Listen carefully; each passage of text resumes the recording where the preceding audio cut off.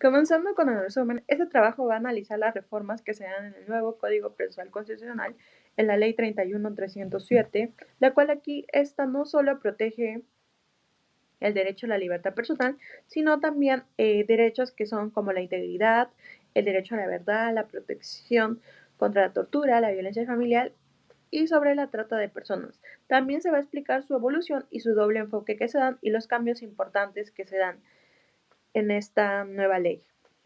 Tenemos el AFTRAF, las palabras claves, las cuales son la acción de garantía, la reforma constitucional, la tutela jurisdiccional efectiva, el derecho a la libertad, el control de constitucionalidad, el proceso sumario, el habeas corpus y la libertad personal.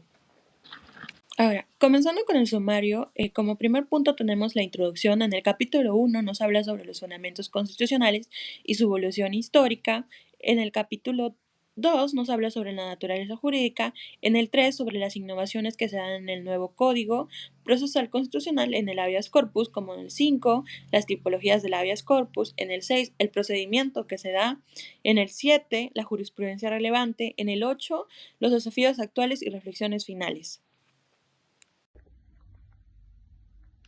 Para hablar de la introducción, el habeas corpus ha sido viniendo reformando significativamente con el nuevo Código Procesal Constitucional, lo cual nos referimos a la Ley 31.307, las cuales se amplían los derechos protegidos y a su vez introduciendo cambios como la competencia exclusiva del juez constitucional, la eliminación del rechazo liminar y la participación del amicus curiae. Este trabajo también busca analizar el impacto de estas innovaciones, los retos que implican, como la sobrecarga judicial y las innovaciones también que da a una visión renovada del habeas corpus. En materiales y métodos tenemos que este artículo va a emplear una metodología cualitativa de tipo dogmático analítico, los cuales van a venir analizándose aquí las normas y jurisprudencia. A su vez también se va a examinar el nuevo Código Procesal Constitucional, la Constitución de 1993 y otras normas que vienen a estar relacionadas.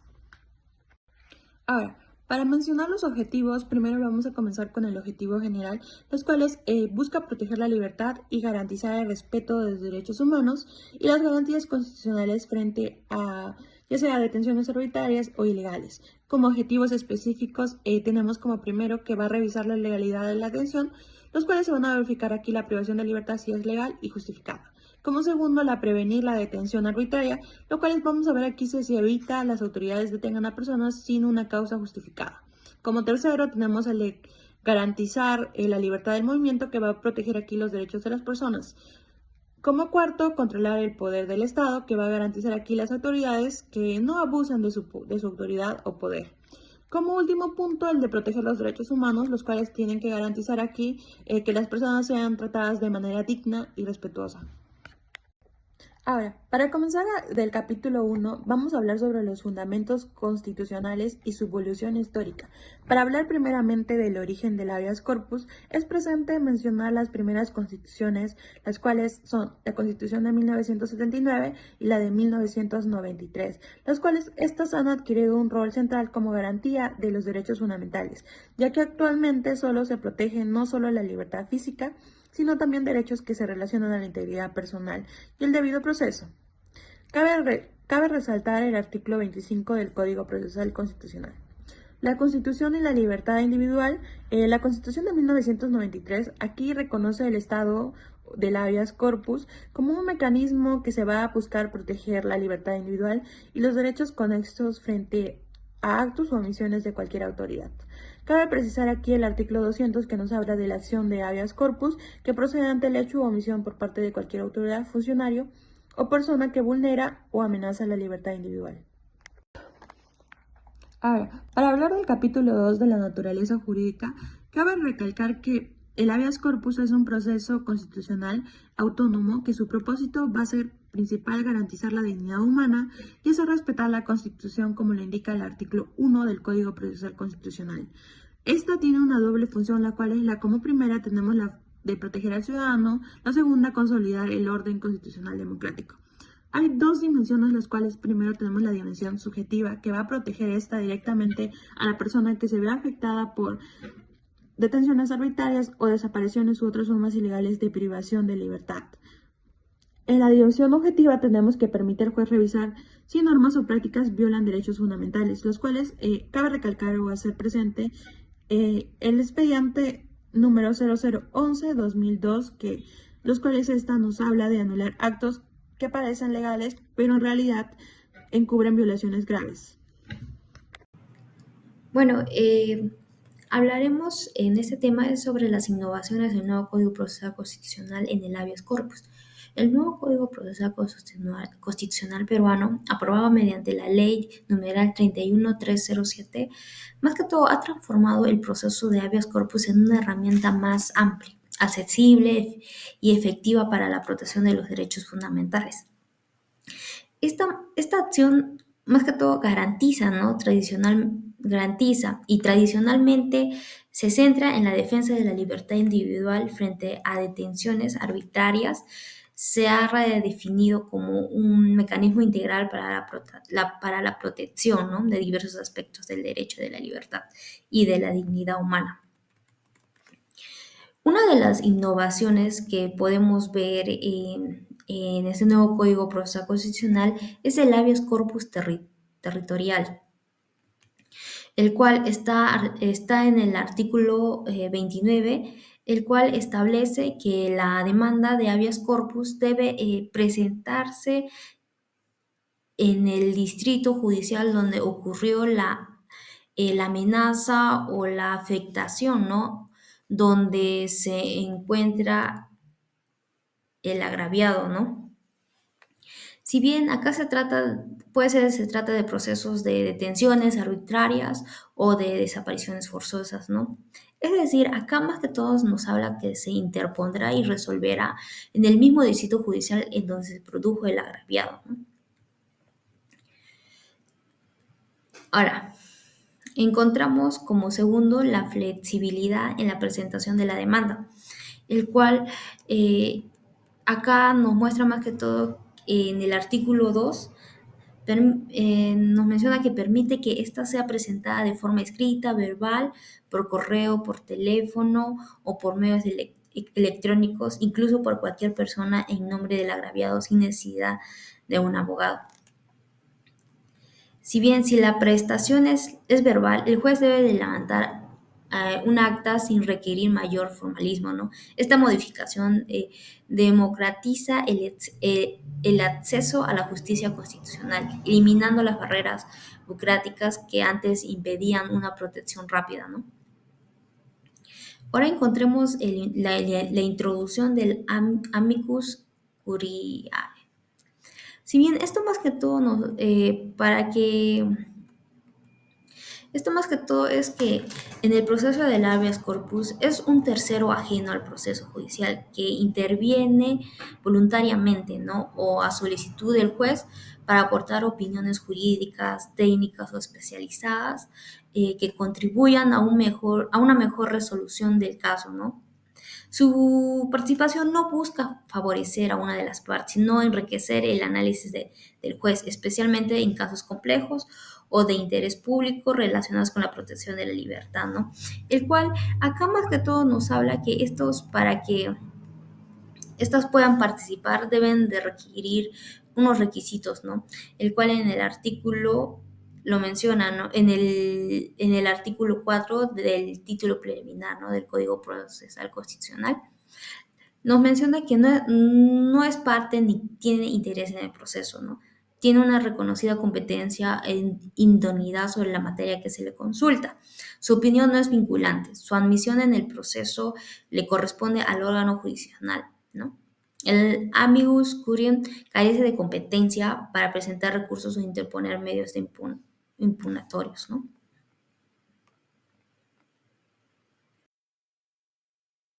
Bueno, otro aspecto también que se pudo ver en la nueva Constitución es la prohibición del rechazo liminar e improcedencia del plano justificada. Si bien originalmente en el nuevo Código Procesal Constitucional prohibía de manera absoluta el rechazo liminar, obligando al juez a admitir todas las demandas, ¿no? No obstante, tras las modificaciones introducidas por la ley en Ley 31307, se permite nuevamente la declaratoria de improcedencia de plano, siempre que esté debidamente motivada y basada en causales evidentes, ¿no? Este cambio equilibra la protección de los derechos con la necesidad de evitar el uso indebido de acciones constitucionales como los mecanismos de dilación o manipulación. Una de las novedades de este nuevo cuerpo normativo está relacionado más que todo con los jueces constitucionales, ¿no? No podrán rechazar de manera liminar la demanda de habeas corpus. Tendrán que admitir y abrir el proceso aunque no se cumpla con determinados presupuestos, ¿no? Pues la finalidad del legislador, más que todo, es que los procesos se resuelvan de manera célere y subsane de la indebida detención, ¿no? Uno de estos podemos mencionar en el artículo 32 que menciona las características esenciales de la institución constitucional como precisa, ¿no? Tenemos la informalidad, en la cual acá más que todo nos menciona que no se requiere de ningún requisito para presentar la demanda, sin más obligación que detallar, ¿no? De manera breve, ¿no? Los hechos, ¿no? Encontramos también la no simultaneidad, el cual acá más que todo nos dice que no existe otro proceso para salvaguardar los derechos fundamentales que protege. No existen vías paralelas, ¿no?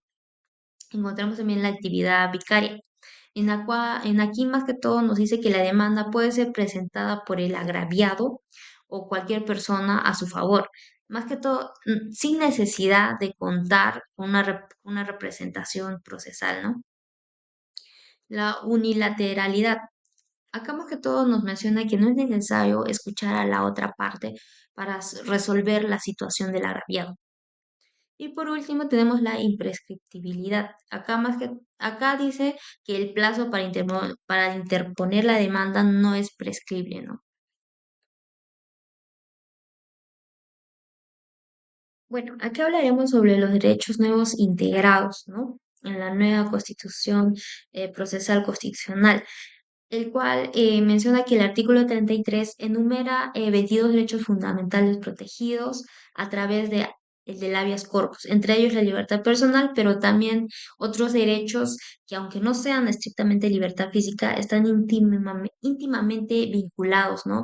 A escenarios de riesgo para la libertad personal. Entre estos se detecta 5 derechos que se han incorporado en el Código Procesal Constitucional.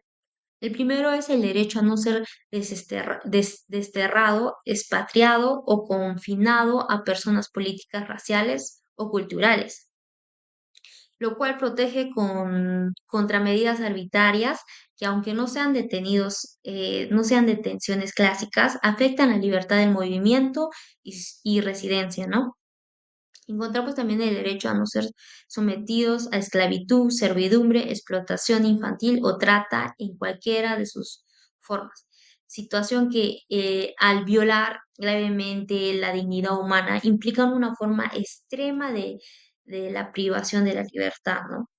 Como tercer derecho encontramos el derecho a no ser objeto de ejecución extrajudicial, protegiendo aquí la vida, la integridad física frente a acciones arbitrarias fuera del marco legal, ¿no?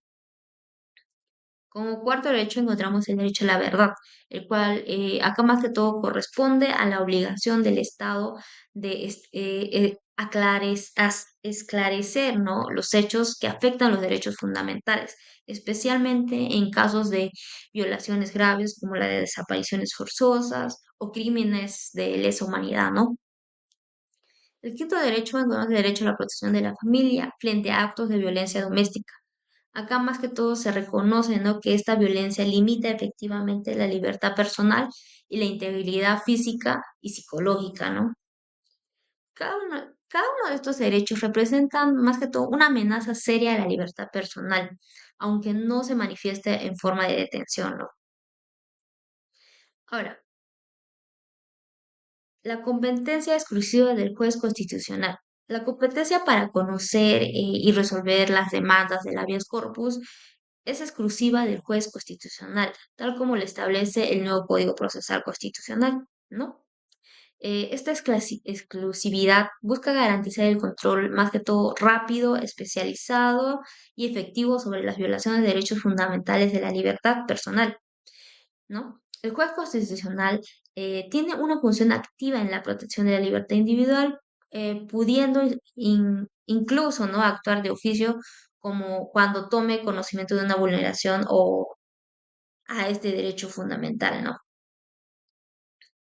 Si bien, como ya lo habíamos mencionado, el anterior Código Procesal Constitucional en los procesos de habeas corpus podían tramitarse, ¿no?, ante cualquier juez penal sin que se consideren los turnos correspondientes. Además, no contenía una norma específica sobre la competencia territorial, lo que facilitaba el acceso a la protección de los derechos amparados por este proceso, ¿no? Sin embargo, esta flexibilidad también generó algunos problemas, como la presentación de demandas en distintos distritos judiciales o la práctica de elegir un juez en particular para agilizar o favorecer el trámite en estos procesos, ¿no? Bueno, acá veremos sobre las limitaciones o negatividades de la competencia exclusiva del juez constitucional en el habeas corpus del nuevo proceso constitucional peruano, el cual este modelo de competencia exclusiva del juez constitucional para conocer el habeas corpus tiene beneficios evidentes, ¿no? Pero también presenta ciertas limitaciones que afectan la operatividad y eficacia del proceso, el cual uno de estas negatividades encontramos la sobrecarga y la lentitud en en la tramitación. Desde la entrada de la vigencia del nuevo Código Procesal Constitucional, los nuevos procesos ya no serán tramitados por los juzgados penales, sino ahora son encargados para resolver la demanda de habeas corpus son los juzgados constitucionales. Si tomamos como ejemplo a la ciudad de Lima, los casos que asumiría la justicia constitucional serán considerados, pues, a diferencia de la jurisdiccional penal, que cuenta con más de 40 jueces, y los juzgados constitucionales solo 12. Esto puede derribar en retrasos que afecten la tutela efectiva, ¿no?, de la libertad personal. Ahora encontramos otro problema sería el formalismo rígido. Acá más que todo nos menciona que el procedimiento sumario y preferente puede estar sujeto a requisitos formales escritos que limiten la accesibilidad a la justicia. Esto puede perjudicar a personas en situaciones de vulnerabilidad o en contextos urgentes, ¿no?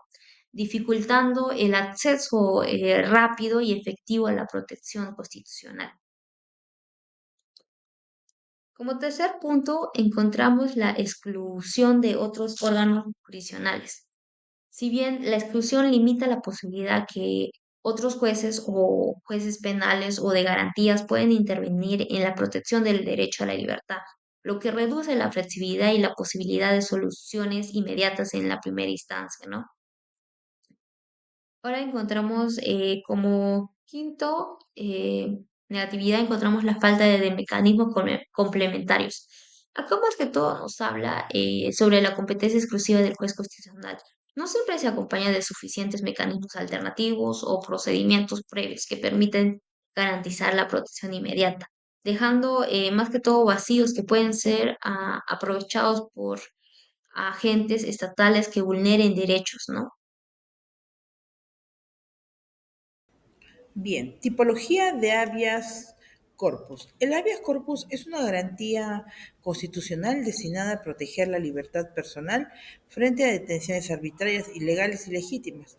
Su función es evitar o remediar la afectación de derechos como la libertad, la integridad física e incluso la vida.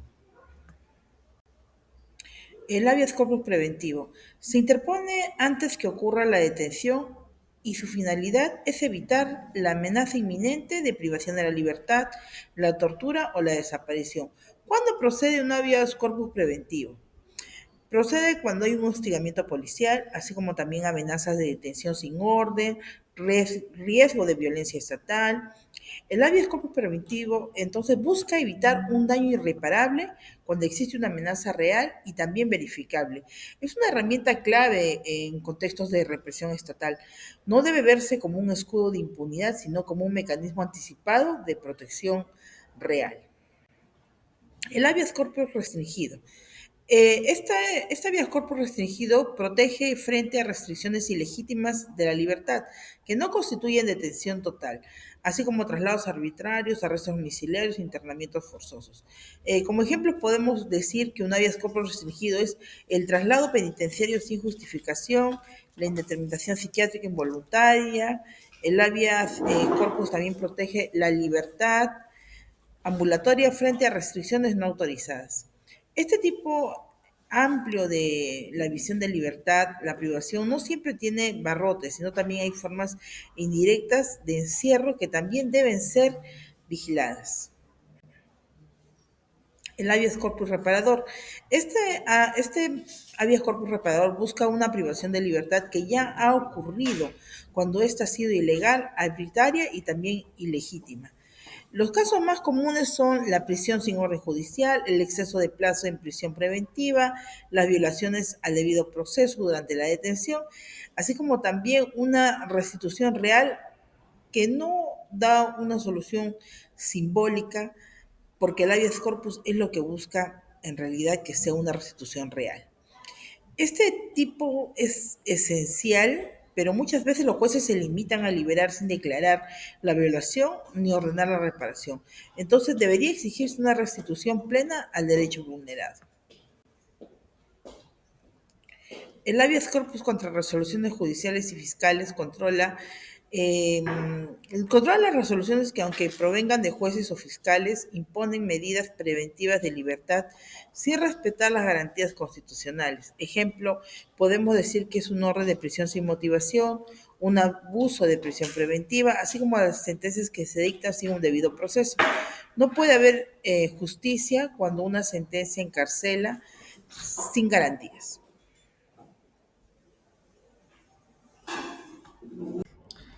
La demanda de habeas corpus puede ser interpuesta por el propio afectado o por un tercero en su nombre. La demanda también puede ser interpuesta por la Defensoría del Pueblo. En ningún caso es necesaria la firma del abogado o el pago de tasas judiciales. Ahora, también la demanda puede ser presentada por escrito, por medios electrónicos o de manera verbal ante el juez, quien levantará un acta con una sucinta relación de los hechos. El juez penal es el competente para conocer de la demanda cuando la privación de la libertad se produce en un lugar distinto al sede del juzgado o sea de difícil acceso. Se habilita para que el juez de paz del distrito realice las verificaciones y adopte las acciones necesarias para cesar la afectación al derecho.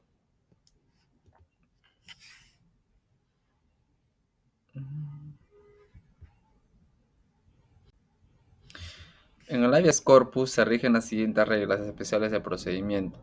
No cabe la recusación del juez, salvo que lo formule el afectado o quien actúe en su representación. No son precedentes las excusas de los jueces, secretarios. Corresponde al juez habilitar día y hora para actuar las diligencias. El Ministerio Público no interviene. Se pueden presentar documentos cuyos méritos son valorados por el juez en el estado del proceso. El Código Procesal Constitucional ha establecido 3 tipos de procedimientos para el habeas corpus, dependiendo del tipo de agresión a la libertad individual, a los derechos conexos, uno general y 2 especiales. Cuando se enfrenta un caso de detención arbitraria y otro cuando se conoce un caso de desaparición forzada. Es así que una de las jurisprudencias más relevantes es la Sala Primera Sentencia 39/2022, la libertad Milton Leodoro Vinero Yapo, que con fecha 18 de noviembre del año 2021, esta persona interpone demanda de habeas corpus a favor de don Milton Leodoro Vinero Yapo contra los jueces del segundo juzgado penal colegiado de la libertad. Y también la otra jurisprudencia relevante es la sentencia 030/2024 con el expediente 04528/2022 en la ciudad de Lima. Bueno, como tenemos ahora me toca los desafíos actuales y reflexiones finales. Aquí la sobrecarga del sistema judicial peruano sigue siendo una preocupación central en la tramitación de los recursos de habeas corpus. Aunque se han implementado medidas para agilizar los procesos como la creación de turnos permanentes y la recepción de demandas las 24 horas del día, la cantidad de casos sigue siendo elevada. Eh, la especialización en el ámbito judicial también es esencial para garantizar una administración de justicia eficiente y de calidad. En ese sentido, el Poder Judicial del Perú ha implementado diversas iniciativas para fortalecer la formación y especialización de su personal. Además, se han realizado convocatorias para cubrir plazos de especialistas judiciales en diversas regiones del país, como Junín, Ancash. Esta convocatoria requiere más que todo que los postulantes posean título profesional de abogado, colegiatura, habilitación profesional vigente, así como experiencia en la especialidad correspondiente. Ahora tenemos el garantismo. El garantismo, más que todo busca asegurar un proceso penal que respete la dignidad humana, la presunción de inocencia y el derecho de la defensa. En el contexto peruano, pues, el Código Procesal Penal del 2004, introdujo un modelo acusatorio que promueve la transparencia, la oralidad y la publicidad de los actos procesales. En la eficiencia penal se refiere a la capacidad de sistemas de justicia para resolver los casos de un plazo razonable, garantizando una respuesta oportuna a la sociedad. Sin embargo, en el Perú, la sobrecarga judicial, la falta de recursos y la burocracia han obstaculizado la implementación efectiva de este principio. Y por último, ante garantismo y eficiencia. No debe verse como antagónica, sino como complementaria a un proceso penal que respete las garantías fundamentales. Es más propenso a generar resultados justos y por ende más efectivos. La eficiencia no debe lograrse a costa de los derechos humanos, ya que esto podría conducir a decisiones arbitrarias y la desconfianza en el sistema judicial. Luego tenemos la propuesta para un equilibrio sostenible. Aquí, para lograr un equilibrio entre garantismo y eficiencia penal, se proponen las siguientes medidas. Tenemos la flexibilización de formalismos innecesarios, que son revisar y adaptar las normas procesales que sin afectar las garantías fundamentales que permitan una tramitación más ágil de los casos. Tenemos la capacitación continua de operadores de justicia, la implementación de tecnologías en la administración de justicia y por último tenemos la revisión de la prisión preventiva. Ahora tenemos la consolidación de habeas corpus como pilar en el Estado de Derecho. El habeas corpus ha sido reconocido en diversas constituciones peruanas como un mecanismo fundamental para la protección de la libertad personal. Desde su inclusión en la Constitución 1823 hasta la actual 1993, la ha experimentado una evolución que ha ampliado su alcance y eficacia. El Tribunal TC ha emitido diversas sentencias que refuerzan el rol del habeas corpus en la defensa de derechos fundamentales. Por ejemplo, tenemos aquí en la sentencia recaída en el expediente 02275-2022, el TC ha establecido que el derecho del debido proceso puede ser tutelado mediante el proceso de habeas corpus siempre que el presunto hecho vulneratorio tenga incidencia negativa directa y concreta en el derecho de la libertad personal. Y asimismo, en el expediente 03855-2022, el TC reafirmó que el habeas corpus es una vía idónea para tutelar el debido proceso, siempre que exista una afectación directa a la libertad personal. Bueno, llegamos al punto de la discusión. Aquí, en nuestro nuevo Código Procesal Constitucional ha significado una transformación importante en la regulación del habeas corpus en el Perú. La discusión principal gira en torno a cómo esta figura, antes enfocada solo en la libertad física, ahora también protege otros derechos fundamentales vinculados a la dignidad humana.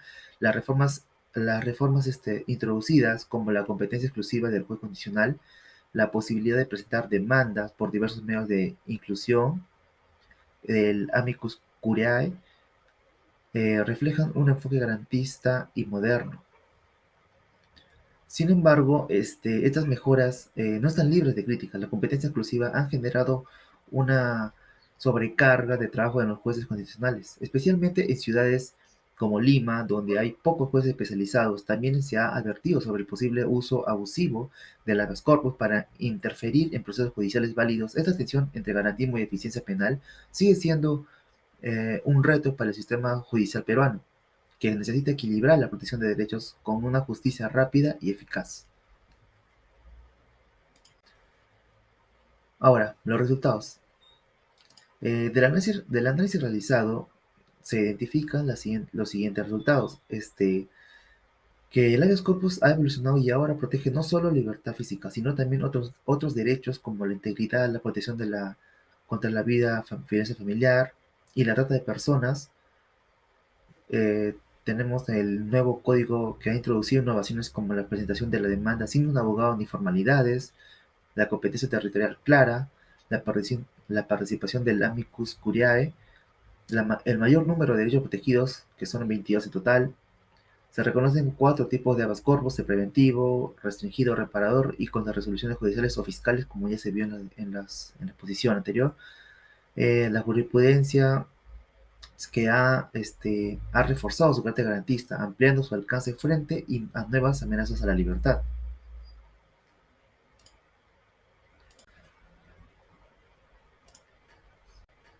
Bueno, ahora tenemos las conclusiones en el objetivo general, que este es el análisis del habeas corpus en el marco del nuevo Código Procesal Penal. Constitucional ha demostrado que a esta acción no solo protege la libertad personal, sino que también garantiza el respeto a los derechos humanos y las garantías constitucionales. Se trata de un recurso vital para asegurar que ninguna autoridad actúe de forma arbitraria y que todo acto de privación de libertad sea revisado por un juez de reforma rápida y sencilla, sin formalismos y sin ser excesivos. Esta garantía fortalece también que el Estado de Derecho y coloca la dignidad humana en el centro del sistema constitucional.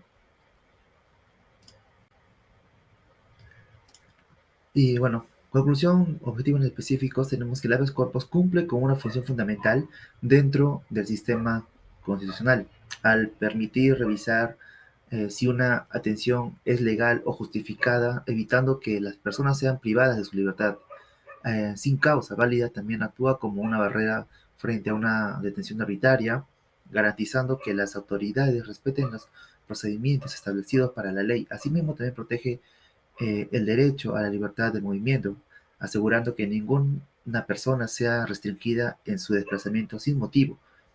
Legítimamente, esta acción constitucional también sirve como un mecanismo de control frente al poder del Estado, limitando posibles abusos de autoridades. Finalmente, también el habeas corpus es una herramienta clave para salvaguardar los derechos humanos, para asegurar que toda persona sea tratada con dignidad, respeto y protección frente a cualquier forma de injusticia. Eso sería todo. Muchas gracias.